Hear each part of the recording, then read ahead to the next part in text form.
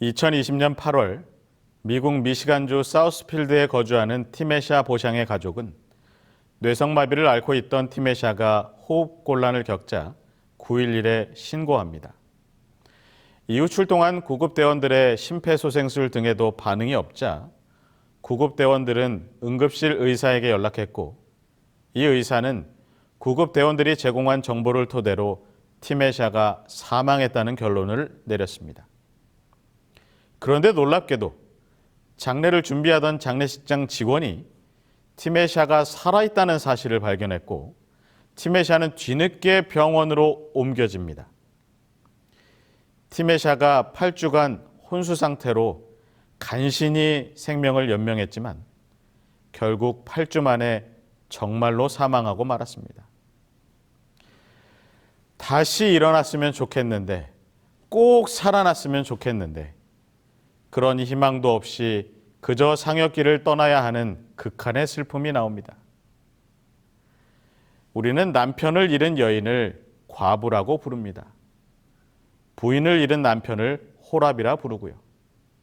그리고 부모를 잃은 자식은 고아라고 부릅니다. 그런데 자식을 잃은 부모를 부르는 명칭은 없습니다. 하나밖에 없는 독자를 잃어버렸습니다. 집을 나간 것이 아니라 세상과 이별하게 생겼어요.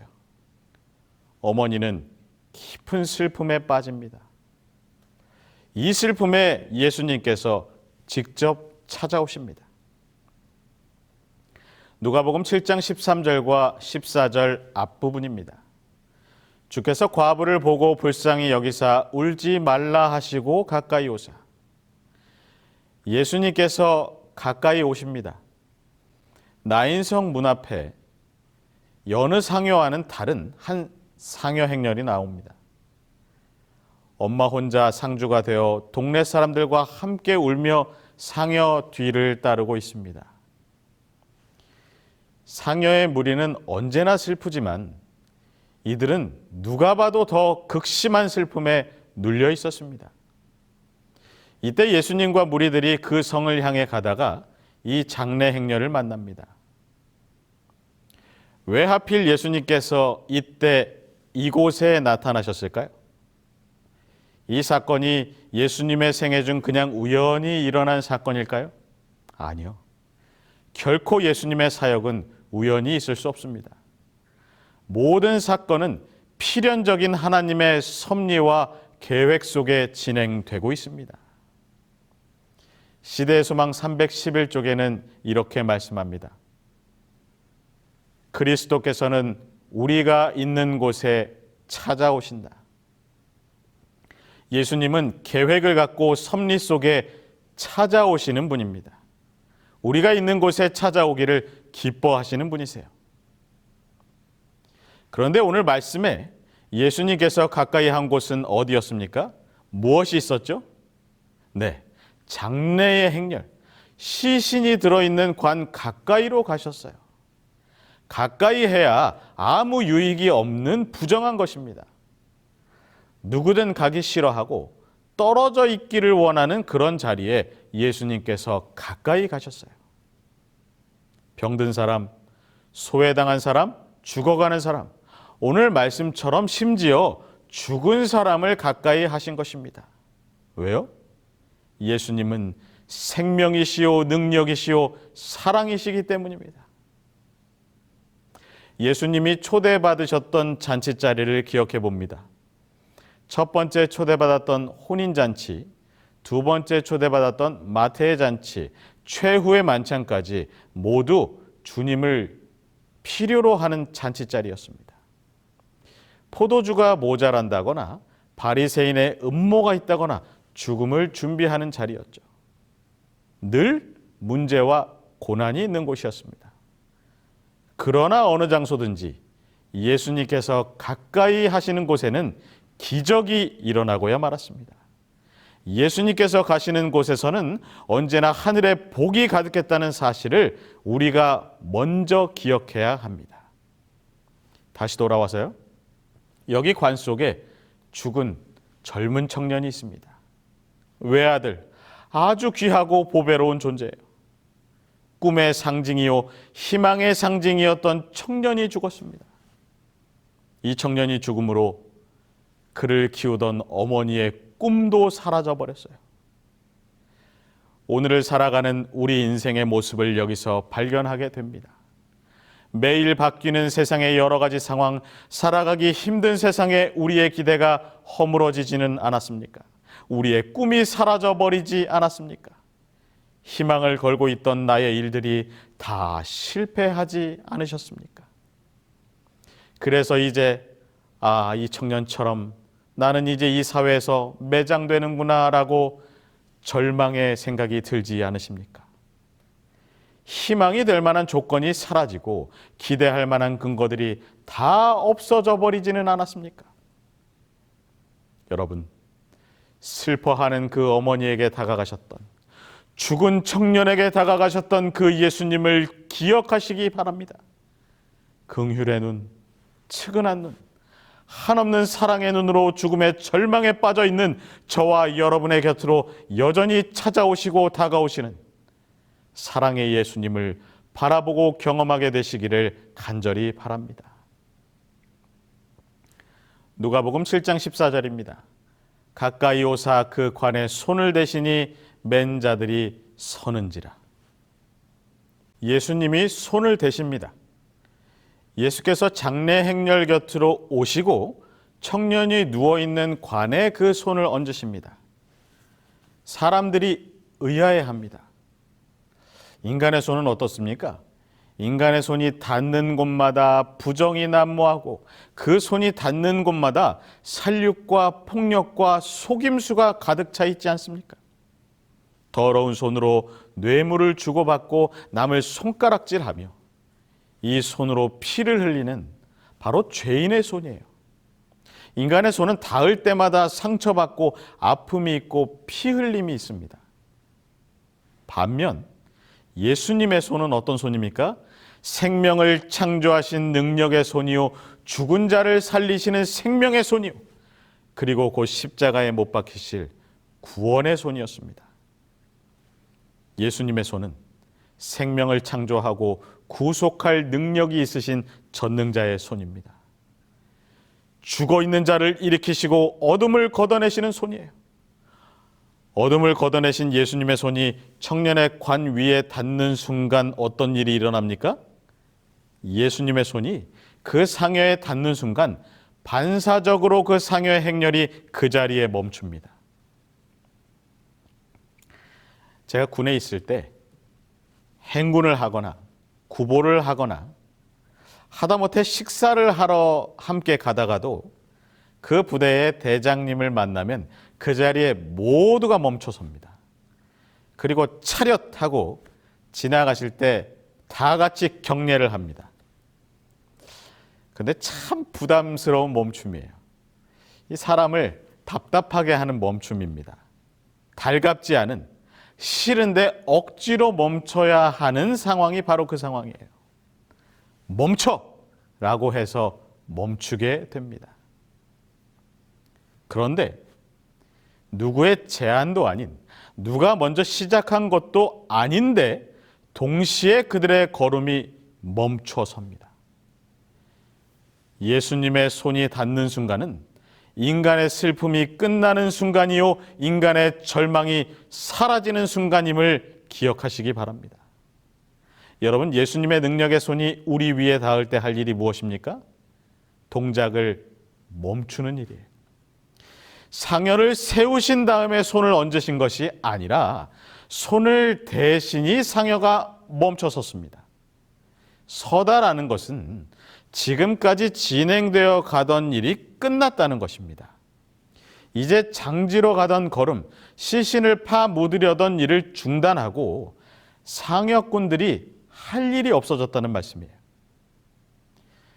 예수님께서 저와 여러분의 곁에 오셔서 죽어있는 신앙의 주님의 능력의 손을 대시면 이제는 그 죽음의 행렬을 멈추시고 끝내실 수 있음을 기억하시기 바랍니다. 여러분, 인생의 여정 중 예수님을 만나 주님께서 여러분께 손을 얹으시거든 그 자리에 멈추시기를 바랍니다. 예수님께 죽은 몸을 맡기면 주님께서 우리를 새롭게 해주실 것입니다. 죽었다고 생각되십니까? 신앙에서 이미 죽은 것 같고 더 이상 아무 희망이 없다고 생각되십니까?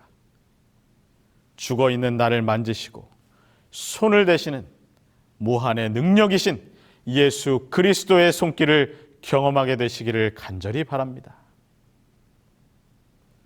누가복음 7장 14절과 15절입니다.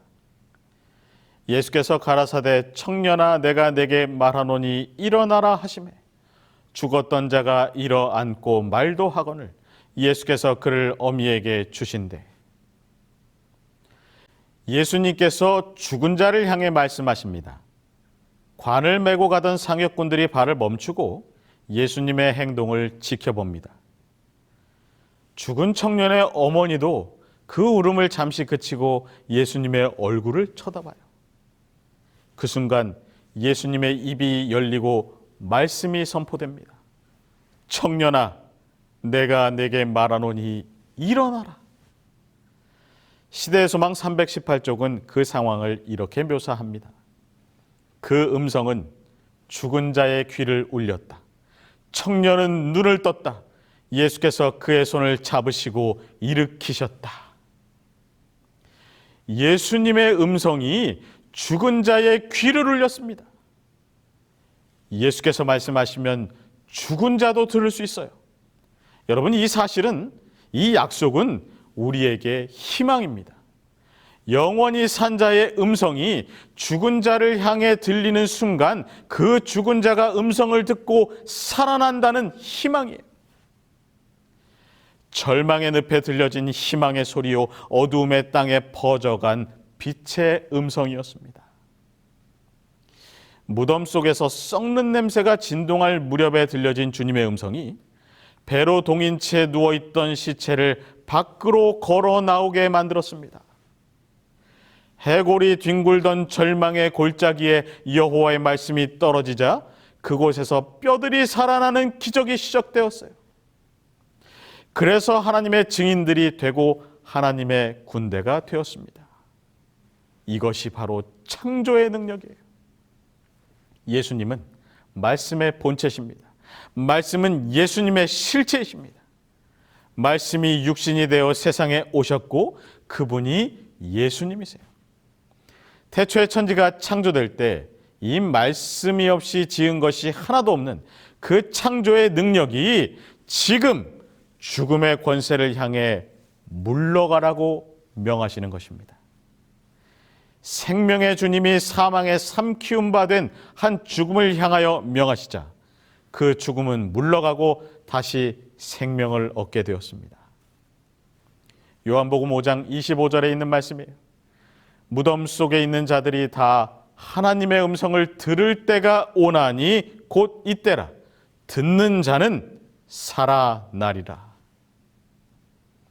수십 년 동안 누워있던 환자에게 일어나 걸으라는 한마디로 일어나게 하신 주님.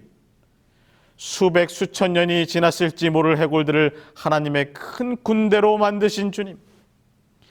장사 지낸 지 사흘 만에 무덤을 뚫고 다시 살아나신 그 주님께서 죽음을 향해 명령하는 것, 이것이야말로 가장 당연한 것이 아니겠습니까?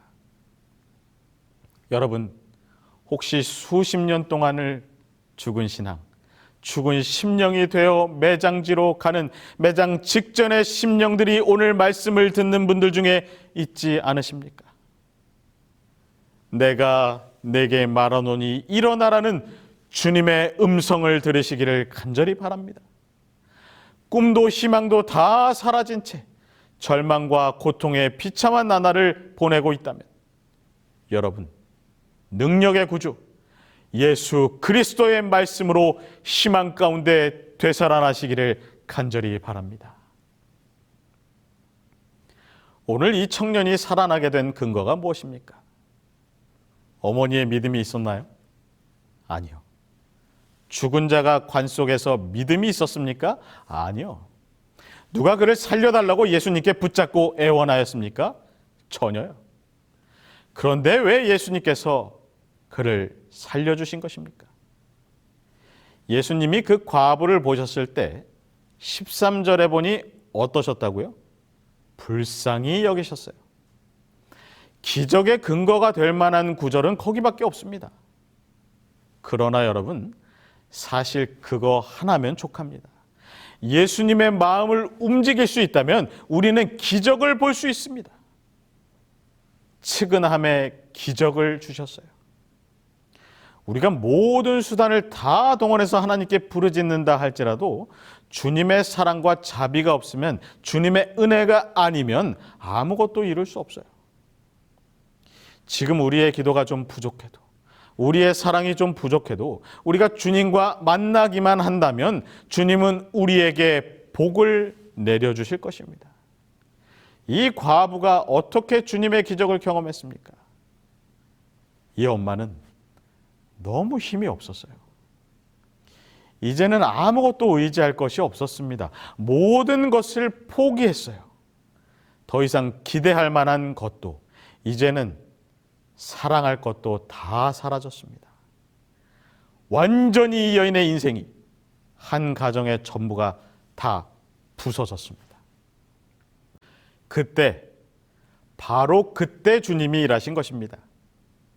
여러분, 우리의 인생의 고집을 포기하는 시간이 바로 주님이 일하시는 시간이요, 우리가 철저하게 부서지는 그 시점부터 주님은 우리 인생을 다시 꿰맞추기 시작하십니다.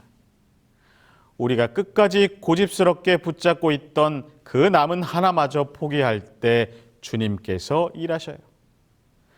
사랑하던 것이 다 사라지고 가치를 부여하던 것이 다 무너져서 이제는 도저히 의지할 것이 없을 바로 그 시간에 우리 앞에 주님께서 나타나십니다. 그래서 망가진 인생을 회복시켜 주셔요. 부서진 생명을 회복시켜 주십니다.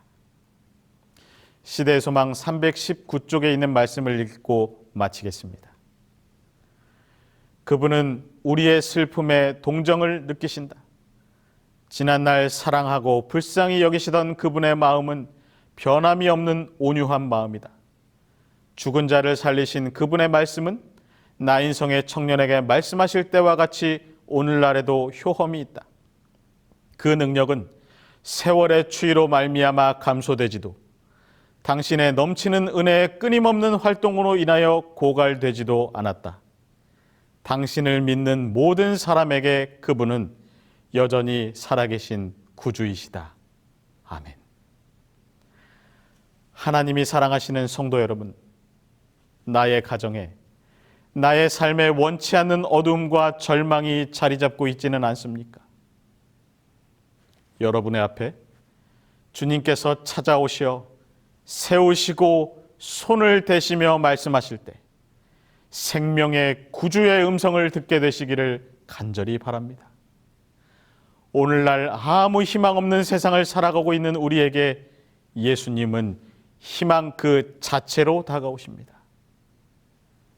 당신을 믿는 모든 사람에게 여전히 살아계신 구주 예수 그리스도를 희망으로 안고 살아가는 저와 여러분들이 되시기를 간절히 바라며 말씀을 마치겠습니다.